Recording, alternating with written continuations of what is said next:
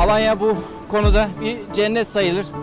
Şu anda deniz suyu sıcaklığı 20 derece civarında. İnanın suya girdiğiniz zaman ısındığınızı hissediyorsunuz. Yani su sıcak. Şu anda dışarıdan çok daha sıcak. Ben aslında profesyonel bir snowboard sporcusuyum. Burada Antalya civarında dağlarda snowboard yapmayı umarken Alanya'ya dalga geldiğini öğrendim. Malzememizi kaptık geldik. Çok güzel bir gün. Çoğu insan bu civarda dalga sörf yapıldığını bilmiyor. Sadece işte Amerika'da veya işte okyanus ülkelerinde var zannediyorlar ama